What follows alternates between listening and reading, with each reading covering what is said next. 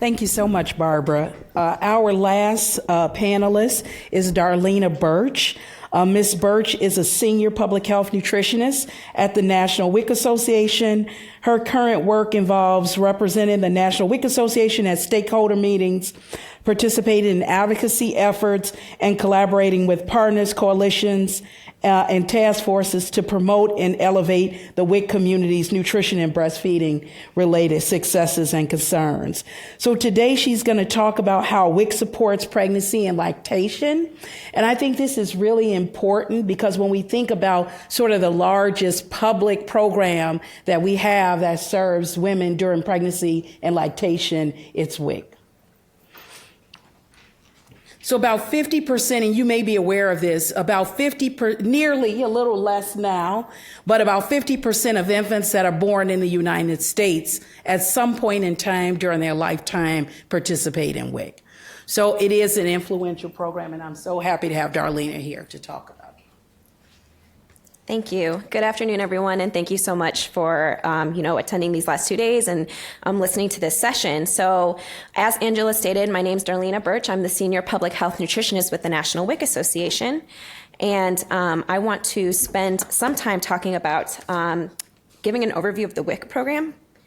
And so I feel like I'm probably preaching to the choir because NASM reviews the WIC food package. I know a lot of people in this room, both speakers and attendees, are incredibly familiar with the WIC program. They've worked for the WIC program in the past, but I don't like to make assumptions, so I just kind of want to give a brief overview just in case there's anyone in the room who may be less familiar.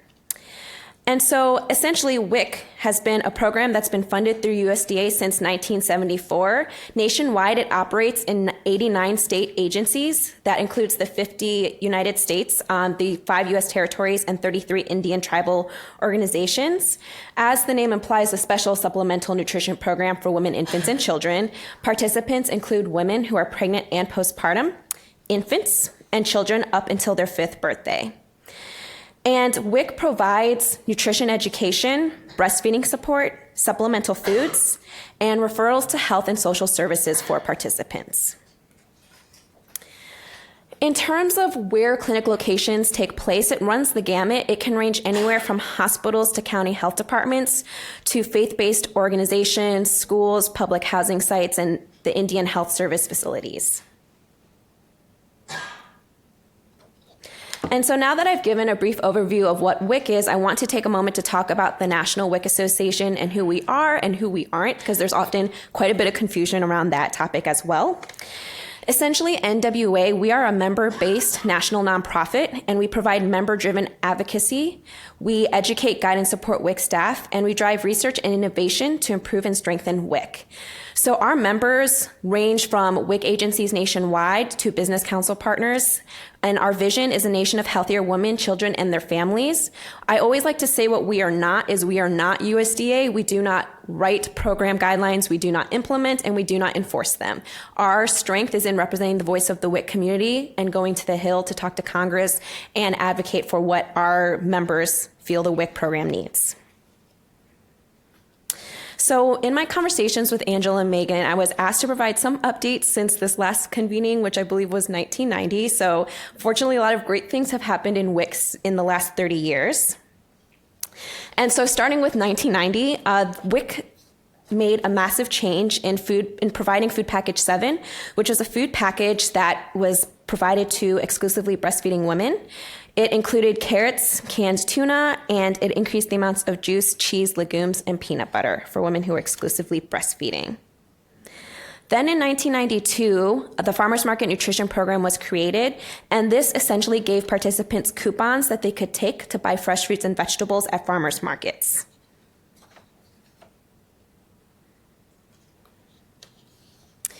In 1997, USDA introduced its first breastfeeding campaign titled Loving Support Makes Breastfeeding Work. And in the last 30 years, not only did they create this campaign, but they also updated it with a new campaign, which kicked off in 2018, titled WIC Breastfeeding Support, Learn Together, Grow Together. And in 2004, the Breastfeeding Peer Counseling Program was created. And the purpose of this program was to provide peer-to-peer support to WIC participants. And peer counselors come from the same neighborhood, speak the same language, and share common cultural beliefs with WIC participants, which helps to ensure success within the Breastfeeding Peer Counseling Program by embedding it with cultural competence. And I'm going to double back to this topic later on in my slides when we talk about health equity and addressing the disparities that we see in breastfeeding rates and nutrition overall. One of the biggest successes was that last year in 2019, NWA was successful in securing full funding for the Breastfeeding Peer Counseling Program at a total of $90 million. The program has always been fully authorized at $90 million, but flat funded at $60. So being able to get that extra $30 million has been a massive victory for the organization.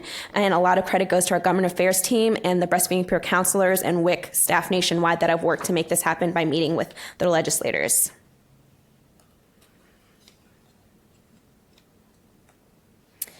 In 2007 was the first time that the WIC food package updates went through in the form of USDA's interim final rule. The process began years before that happened, but it was on the back of NWA's decades of work to try and change the WIC food package. This is where you see for the first time the cash value voucher, abbreviated CVV. It is a dollar amount that participants are able to take to the grocery store and purchase fresh fruits and vegetables with it.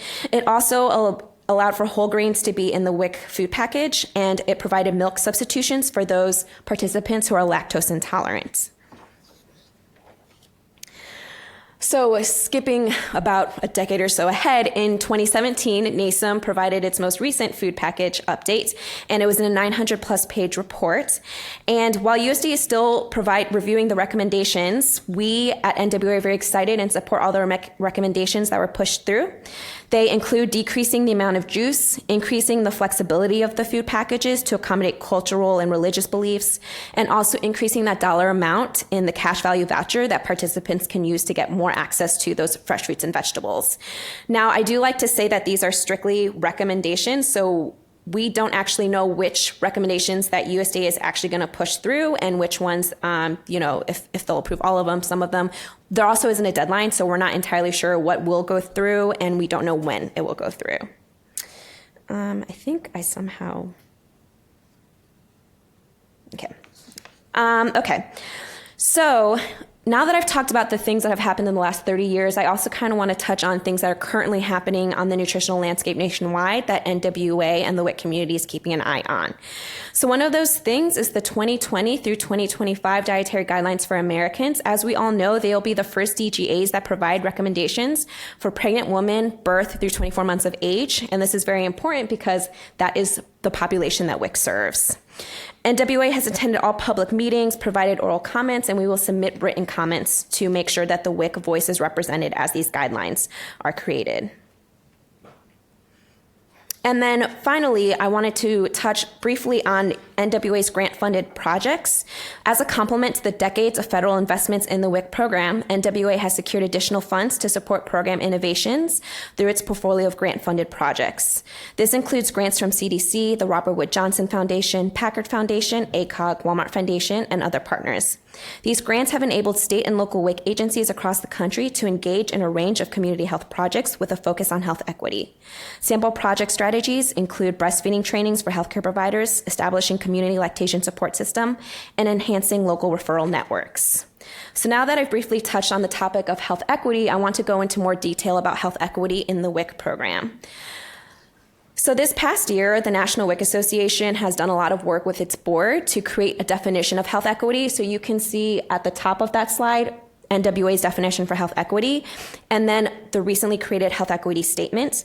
And essentially, NWA is reshifting our work to approach WIC research, policy, and practice using a health equity framework. And we think that in doing so, this will help us better address the health disparities and the inequities that we see among the larger WIC community and population health. So ways in which WIC addresses health equity, the biggest example that always jumps to the top of my mind is USDA's Breastfeeding Peer Counseling Program. As the amazing speakers before me mentioned, and other speakers throughout these past 2 days have talked about, there are disparities among breastfeeding rates, particularly in Black women, Asian women, other disadvantaged populations. And we know that lower income women in the U.S. do experience these lower breastfeeding rates than middle and higher income women. And so the benefit of the breastfeeding peer counseling program is that because it uses that peer-to-peer model, and because these peer counselors come from the community, they have the same cultural background, it makes a stronger connection between the WIC participant and that peer counselor, whereas sometimes when you go to the doctor's office or you're meeting with a healthcare professional, that can be more of an intimidating interaction. And secondly, through the nutrition support that WIC provides in the form of nutrition education, supplemental foods, breastfeeding promotion and support, and referrals that are relevant and appropriate for the life stage, WIC does help address these disparities because it's closing that nutrition gap, and as well as in the breastfeeding gap as well. So I want to move on to talk about NWA's legislative and advocacy priorities, because this also brings up a few legislative priorities that we're working towards that will help address some of those health equity issues and some of the inequalities that we're seeing. So 3 of the legislative priorities that I'm going to highlight, the first one is the WIC Act. It stands for the Wise Investment in Our Children Act, and it would extend child eligibility, postpartum eligibility, and infant certification periods. And these provisions would help to address issues surrounding infant and maternal mortality, which we know affects communities of color, particularly Black women.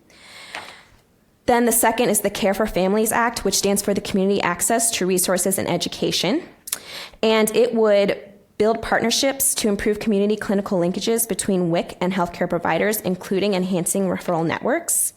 And these partnerships are modeled after NWA's 3-year CDC grant in partnership with ACOG and NWA CDC grant-funded projects in over 30 local agencies. So I have, I think, 3 more slides left. I quickly wanted to touch on public charge because I know that especially within the WIC community, this has been a big topic. And in August 2019, the Department of Homeland Security came out with a final public charge rule. And while WIC has been explicitly excluded from the final DHS public charge rule, which is great, and is the result of a lot of work from the WIC community and NWA to make sure we were left out, it doesn't mean that WIC hasn't felt the ramifications of public charge. We know anecdotally that in a lot of clinics, participants have been coming in trying to return benefits, trying to pay back benefits, asking that their names be scrubbed from the record, and which isn't something that we can do, but then also the data isn't used in that way, but we understand that they're coming from a place of fear. So we've also seen a drop off in participants wanting to come to clinics.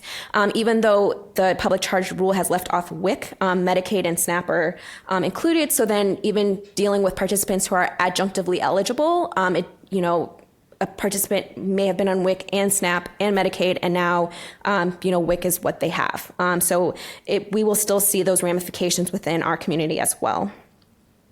On Monday, there was a Supreme Court decision that allows DHS to implement the public charge rule in every state, and DHS is currently contemplating next steps, so we will be following that closely to see what happens. So for my last slide, I just want to talk about NWA's recommendations to improve population health in WIC. And so 2 of the questions I was asked to answer was, 1, what recommendations are there for practitioners? And so the recommendations from NWA's behalf, number 1 is to support increased funding for WIC's breastfeeding peer counseling program and other breastfeeding legislation. I think Raphael's slide about the breastfeeding gear model was very important because it talks about how it starts with advocacy, moves on to political will, then legislation and policies. And that's very much where NWA fits into. Secondly, supporting and following the process of the 2020 through 2025 DJs is really important. Submitting comments, attending the DJC meetings is really important. And then continuing to support NWA's legislative efforts to better support pregnant and lactating women. The final question was, when you think of the science behind the recommendations, how do you implement them at the national level? And in regards to WIC, NWA implements these by reaching out to our members from WIC agencies across the nation to explore ways in which the program can help address and support what the science says. We have multiple committees and task forces, including the Maternal Mortality Task Force, Infant Mortality Task Force, and Breastfeeding Promotion Committee to explore ways in which we can better improve the program and advocate for what the science says. And my last slide is just my contact information. Feel free to reach out if you have any questions. So